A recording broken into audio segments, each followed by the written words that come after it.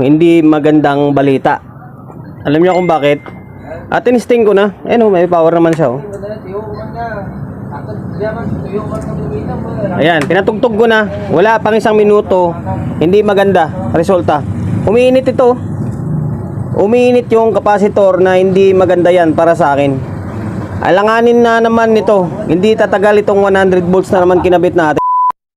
GM or Grandmaster GM 1000 na naman ulit tayo. Ayan. Bali, ang issue nito, kaya dinala dito. Teka lang. Mali. GM 1000 na Grandmaster. Ang may-ari nito ay si Sir. Ito, kalimutan ko yung pangalan. Si Sir Elber Piña Rubio.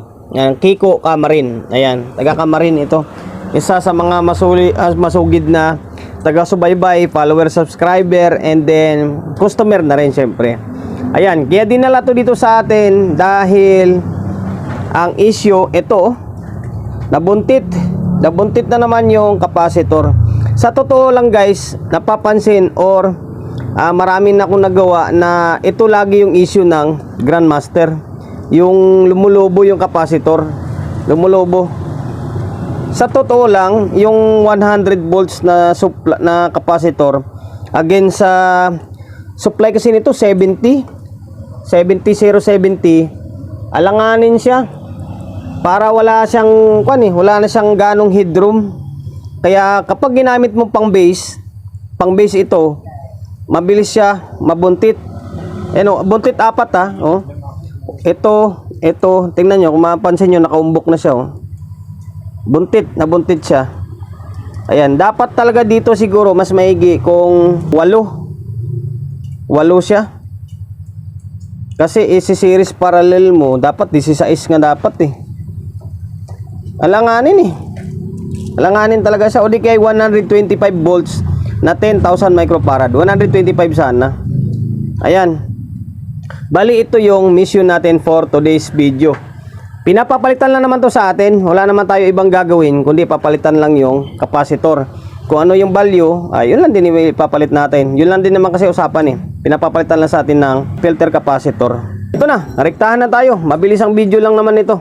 Yun nga, dahil nabuntit ito, tapos yung value nito is 100 volts by 10,000 microfarad. Yun lang din ipapalit natin. Kasi kung maglalagay ka ng sabihin natin 125 dito, 125 volts, malamang medyo mataba yon. Hindi magkakasya to dito. Hindi magkakasya. Kung maglalagay ka naman ng 100 volts by 15,000 o 22,000, hindi pa rin kakasya. Kasi mas matangkad yon. Matangkad. Ngayon, hindi naman abot sa sandal naman sa may bubong niya. Kasi nga, nakatuaryo ito. Diba? Okay. Ang gagawin na lang natin, palitan na lang natin ito ng same value lang. 100 volts by 10,000 microfarad pa rin. Na yun lang naman yung request ni Bossing Klasin ko lang muna itong board ng power supply para dire-diretso na tayo. Napaklas ko na yung power supply. And then ito siya Nakakuan pala ito guys individual yung supply. Dalawang 070. Dalawang 70 070. Iwalay siya. Ito isang 070, ito naman yung 070. Tapos kuan lang siya, naka-center tap lang ng 100 volts by 10,000 microfarad. Kaya yan. Dito naka-series parallel naka-individual yung supply. Naka-individual siya. Ayan. Okay, ito yung mga kapasitor niya. Tingnan nyo tabingi na siya Ayan, tabingi na Mabigat pero lumobo. Yan wala na, buntit na buntit talaga siya. Tapos ang pamalit natin ay ito lang din. Ito lang yung nabibili lang sa Quiapo. Wala naman tayo mabiling ganito ganitong kulay, ganitong brand sa Quiapo. Ito lang replacement. Ang request lang naman ni Sir dito is palitan lang naman ng capacitor na same specs lang. Kasi maglalagay ka ng sabihin natin 125 dyan, hindi kakasya. Hindi kakasya dyan saktuhan na siya dyan. Tapos kung 15,000 naman or 22,000 ilalagay mo dyan, hindi rin, babangga rin sa may bubong ng o takip niya dahil nakatuwaryo lang ito. ito talaga ipapalit natin dyan. Pwede sana to i-series parallel. Kaso lang, magwa-wiring ka. Pwede mo siya ilagay dito yung apat, tapos dito naman yung apat ulit sa kabila. Tapos i-series parallel siya. Kaso nga lang, wala, ito lang naman request sir sa atin eh. Balitan lang eh. Okay. So ngayon, ibabalik ko lang muna itong, ibabalik na natin itong, hindi ibabalik pala, ipapalit. Kakabit natin itong pamalit natin ng mga kapasitor. Napalitan ko na or nailagay ko na yung bagong kapasitor natin. Ayan. Bahala na si Batman. Rubicon naman ito eh. Rubicon na 100 volts by 10,000 microfarad. Ayan. Okay. Ngayon, nakahinang na yan. Tumutunog naman to. Tumutunog naman yung amplifier na ito. Okay, babalik ko lang muna itong board.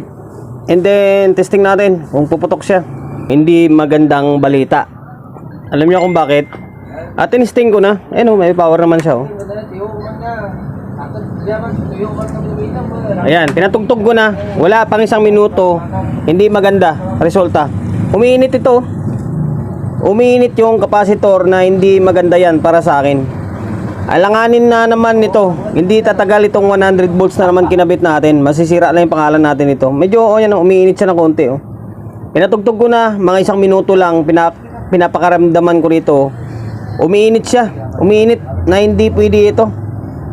Mangyari nito, kausapin ko muna si Bossing. Tapos gawin na lang naming 8 yung kapasitor. Tapos i-series parallel na lang natin. Bali 8. Apat-apat na lang. 4 dito, tapos 4 dito. Bahala na. Hindi baling bumaba siguro yung microfarad nito. Basta yung voltahe, tumaas na lang. Dagdagan natin, mag-series na lang tayo ng 80 volts kung may 80 volts pa ako diyan ng mga orig. Yun na lang, isi-series na lang natin. Hindi pwede talaga ito. So ngayon, antay na lang muna kayo ng magiging resulta nito kasi kakusapin ko si Busing. Kasi hindi ko pwedeng i-deal talaga ito. Pasensya na. Day 2. Pangalawang araw sa paggagawa natin ng Grandmaster na JM1000. Bali ito na, hindi ko pa na-contact yung may-ari kasi hindi pa nag-reply. Ito na lang ginawa ko muna, pansamantagal. Wala, siniris natin, nag-series na lang tayo. Nag-series, yung itong side na to, pasensya na kayo medyo awkward man siya tingnan. Pero mas safe ito kaysa dun sa una. Mas safe ito kaysa sa una. Ang ginawa natin ito, yung dalawa na ito, kasi dalawa na ito para to dito. Tapos yung dalawa para to dito. Ngayon, itong dalawa, hindi yung dinagdag natin, series na ito. Yung itong side na to, magka-series to. Tapos yung nandito, magka-series ito. Tapos yung dinagdag natin na capacitor ay 80. Sana ba yun? Yun, 80 volts by 10,000 microfarad. Bunot lang yan, pero original din yan. 80 volts by 10,000 microfarad in series. Series na yan. Pasensya na kayo, nawala sa isip ko kanina, nakuha na ng video. Kasi nagla-live ako sa YouTube kanina, nawili ako kutkot ng, kasi kailangan katingin dyan, kakakating dyan ng linya para lang mabuo yung unit. Nakalimutan ko i-vlog. Yung nabuo na, saka ko nalala na may content pala ito. Okay, dinrawing ko na lang. Pasensya na kayo, hindi tayo ganun kagaling mag-drawing. Ang linya kasi niyan, ganito siya. Ganito yan eh. Yung ito ito. Yan. Yung positive, kung positive ito, para papunta siya dito. Tapos yung ground sa gitna, tapos negative ito. Kasi naka-center top siya. Yung ito baliwalain na muna natin dito kasi isang explanation lang naman yan eh. Itong side na to eh. Ngayon, ang gagawin mo diyan, kung magsi-series ka, na wala ka nang babaguhin, di mo na bubunutin yan, puputulin mo ngayon yung mga linya. Ayun, ang gagawin mo diyan, pwede ka magputol dito or tatabasin mo siya papunta dito. Basta katingin mo yung linya dyan sa may positive na to na side, katingin mo siya dyan. Katingin mo siya. Teka lang drawing natin. Okay, ito. Wag mo lang ito lang yung kakatingin mo, kumbaga ito. Ayan, ito lang. O di may matira pa rin na linya ito, may matira na linya pa rin papunta dito. Tapos same din dito, kakatingin mo rin ito. Kakatingin mo rin ito. Ayan, kakatingin mo rin ito. Tapos yung ground, hayaan nyo na yan. Hindi nyo nagagalawin yan. Ngayon, dahil magsiseries tayo, itong kapasitor na itong dinagdag mo na dalawa, itong dalawa, yung positive, ang yung negative ay mawawala na yung negative na ito, mawawala na ito. Ngayon wala ka ng kapasitor nito. Ngayon ang negative na ito, kung saan ito, sana ito, kung negative na yung side na isang kapasitor negative, yan na yung wiring mo, papunta siya dito. Maghinang ka na, papunta dito. Maghinang ka. Yan, wire papunta dito sa may negative na isang kapasitor. Ngayon, yung isang kapasitor naman, yung positive, sabihin natin ito. Ito positive, dito mo siya ilalagay. O magwa-wire ka, ihinang mo siya dito. O ngayon, buo na, may positive ka na, may negative ka na rekta lang yan. Rekta, ganyan. Tapos, ngayon, dahil nga series, ito, ang yung negative na ito, negative ito, makukunik yan sa may positive na kapares nito. Makukunik siya dito. Dito siya makukunik. O ayan, ibig sabihin naka-series na siya.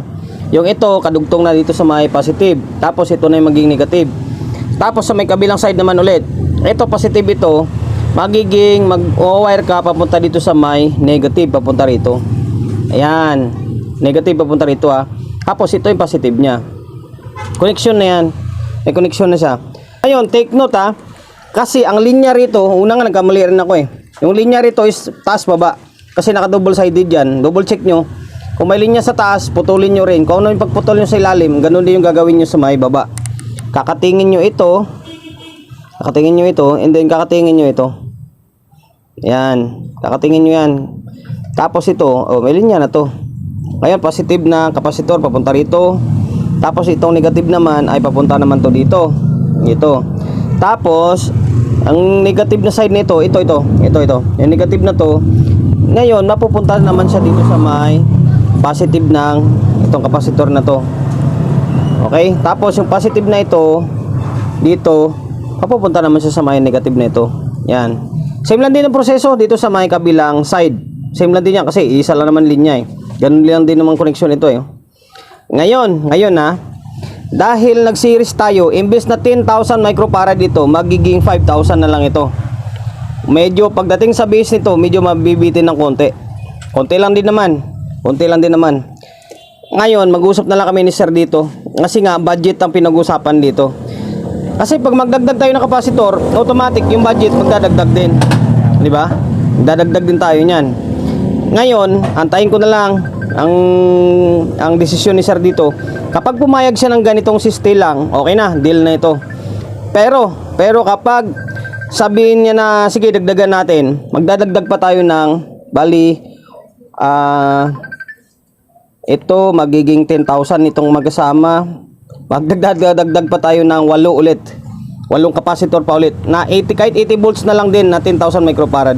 Kasi yung 80 volts, 80 plus 80 magiging 160 volts na yan. Na sobra-sobra pa na headroom yan para dito sa may 70. Ito ang ginawa natin 100 tapos 80, di 180 ito mas mataas. Okay, yun. Pasensya na kayo. Sana nakuha nyo yung paliwanag ko. Yun, pakita ko sa inyo na working na ito. Pasensya na kayo. Medyo awkward man, sinasabi ko. Pero gagawin mo yung ganitong sistema. Di wire lang. Okay lang naman yan. Kasi gumawa pa tayo ng board. Kwan lang, i-secure lang na hindi siya gagalaw. Lagyan nyo lang ng mga pandikit. Okay, ayun, pakita ko sa inyo. Ayan, working na yan. Tapos, pinutugtog ko na ito. Wala ka nang maramdaman na init dito. Unlike kahapon, kahit na hindi siya tumutugtog o wala siyang tunog, is pag kinapa mo dito, mainit talaga siya. Na delikado yung 100 volts. Kasi maraming kasi nagsasabi doon sa may rails ko na bakit yung stock niya 100 volts din naman bakit hindi pwede yung ngayon? Eh yung una nga lumubo eh. Na stock yun, original yun. Lalo pa kaya ngayon yung binili natin na sabi ko sa inyo, walang original ngayon eh. Sigurado ba tayo na 100 volts talaga yan? Okay? Para safe, di series na lang natin. Okay? Ngayon, ito, tumutugtog na ito eh. Tumutugtog na yata yan. May speaker na nakakabit yan. Ayan o. Wala naman tayo ginalaw din sa may mainboard niya eh. O sa amplifier niya. Wala. Teka lang, maglulod lang ako ng music. Okay, may nakaload na ng music. Ito. Ayan o. Sa sulit pa naman ang tunog nito eh. Talagang pag-alanganin lang yung kapasitor mo, dadalihin talaga. Ayan.